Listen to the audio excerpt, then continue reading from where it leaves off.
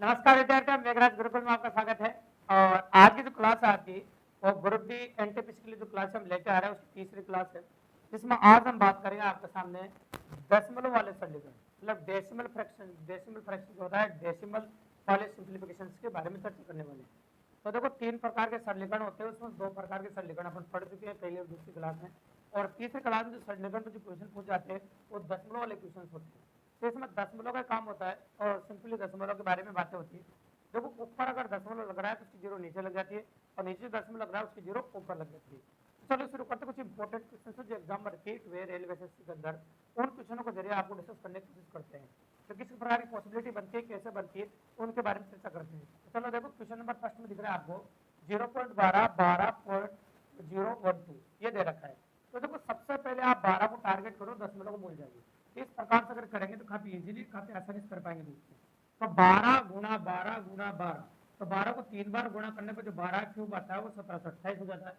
अब दशमलव गिन दो, 3 अंकों का दशमलव यहाँ पर है और 2 अंकों का दशमलव यहाँ पर है। तो 3 और 2 कितना हो जाएगा, 5 अंकों का दशमलव लगाना है आपको। तो यहाँ तो 4 ही है, तो 1 अंक और लगा दीजिए आप और ये दशमलव लगा दीजिए आप कह सकते हैं हो जाएगा 0.01728, 0.01728। ठीक है, इस प्रकार से हो जाएगा। तो जब भी कभी इस प्रकार का प्रश्न आए जिसमें दशमलव में आपको सरलीकरण करना हो, तो सबसे पहले दी गई संख्या को गुणा कर दो, अगर गुणा में संख्याएं दे रखी है तो।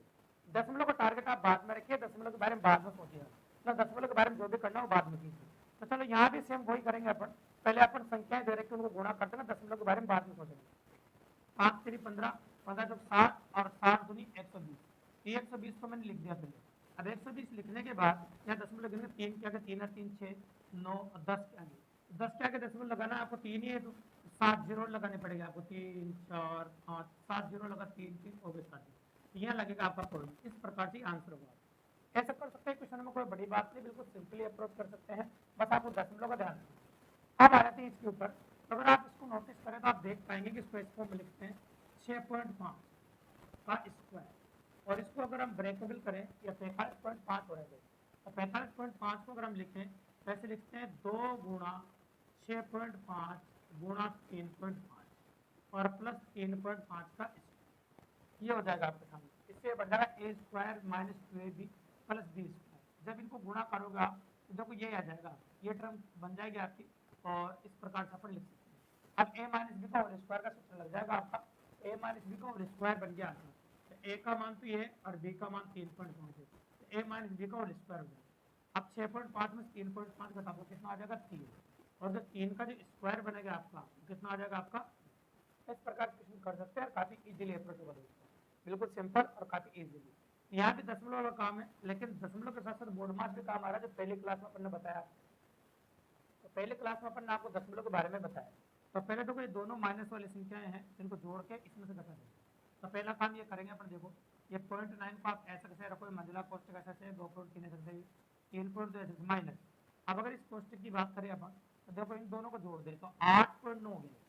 अब 8.9 तो देखो माइनस का हो गया और 7.1 हो गया, फिर 8.9 माइनस का हो गया, 7.1 प्लस का हो गया। अगर हम घटाए तो माइनस की संख्या बचेगी, 9 में से 1 गया तो 8 बचेगा और यह 1 बचेगा, लेकिन संख्या माइनस की आएगी। माइनस का 1.8 आ जाएगा, मंदला कोष्टक बंद और बड़ा कोष्टक बंद। अब आगे देखिए और कैलकुलेशन कर सकते हैं पर देखिए, मंझला कोष्टक ऐसे ऐसे ये लिखा इस प्रकार से, माइनस माइनस ये प्लस हो जाएगा, प्लस का 1.8 हो जाएगा, मंझला कोष्टक छोटा कोष्टक हट गया। अब देखिए इन दोनों को जोड़ देंगे, प्लस प्लस वाले को इनको जोड़ेंगे तो कितना हो जाएगा 3, है ना, और 3 और ये हो जाएगा कितना 4.1। अब 4.1 में 3.2 घटा 4.1, ये देखो ऐसा है, इसमें से 3.2 घटा दो, एक में से घटाने 10 ले लो, उसमें 8 हो जाएगा, ये 0.8 हो जाएगा। इस प्रकार से, क्योंकि ये दोनों तो जुड़ी गई थी आपकी, है ना, इस प्रकार से। तो अब देखिए इसके पूरे कोष्टक के अंदर से क्या निकल गया 0.8। अब पॉइंट नाम 0.8 जाएगा, क्या बचेगा आपका पॉइंट, ये आपका आंसर है। 0.1 बोलो या 0.1 बोलो, बात देखिए बिल्कुल सिंपली और काफी इजीली क्वेश्चन कर सकते हैं आप इस प्रकार। अब आगे अगर हम बात करें आपके सामने, तो इसको नोटिस करो आप, ये ए स्क्वायर माइनस बी स्क्वायर बना सकते हैं अपन। इनको सेम टर्म बनाने के लिए कुछ ऐसा है जो बाहर निकालना पड़ेगा। तो क्या बाहर निकालेंगे वो देखो आप, ऊपर का सेम रखो, ऊपर में तो परिवर्तन करना ही नहीं है आपको, ये ए स्क्वायर माइनस बी स्क्वायर की फॉर्म में इसको ऐसे कैसे रखो। अब नीचे सेम यही टर्म बनानी नहीं है, तो क्या दशमलव हटाना पड़ेगा। ठीक है, यहाँ 2 के आगे हैं तो ये समझो, आप 1 क्या रखना है तो 10 का भाग लीजिए, इसका भाग दो 10। अब 10 का स्क्वायर कितना होता है 100, है ना। पहले मैं 10 का भाग लगा देता हूँ आपके लिए, देखो ये 0.8 बना दिया, 10 का भाग और ये स्क्वायर हो, ठीक है। अब देखो माइनस, यहाँ भी सेम ऐसे करेंगे अपन, 0.17 बनाना है अपन को, 0.17 बटा 10, है ना, इसका स्क्वायर। अब क्या करेंगे अपन, देखो ये 10 का स्क्वायर 100, 10 का स्क्वायर 100, 1/100 बाहर निकाल देंगे अपन, ये हो जाएगा 0.8 का स्क्वायर, 0.17 का स्क्वायर।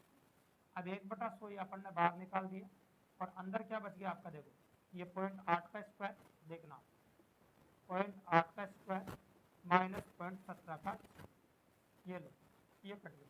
अब ये 100 पलटा मार के ऊपर चला जाएगा, ये हो जाएगा आपका 100 बिल्कुल सिंपली और काफी इजीली। इस प्रकार से दशमलव वाले सरलीकरण काफी इजीली कर सकते हैं, बस आपका टारगेट दशमलव और दशमलव के बारे में अगर आप ध्यान देते हैं तो इस प्रकार क्वेश्चन काफी इजीली और काफी आसानी से जाएंगे, तो कोई परेशानी आएगी बिल्कुल नॉर्मल ही है। तो दशमलव के जो सरलीकरण है इस वीडियो को देखने के बाद मुझे लगता है कि आप आसानी से कर सकते हैं। अगर वीडियो आपको पसंद आया है, आप फ्री ऑफ कॉस्ट निःशुल्क बेस का हिस्सा बनना चाहते हैं, आप रेलवे के लिए या एनटीपीसी ग्रुप डी तैयारी कर रहे हैं या फिर एसएससी की तैयारी कर रहे हैं, तो आज चैनल को सब्सक्राइब करें और कंटिन्यू जुड़ जाए दोस्तों हमारे।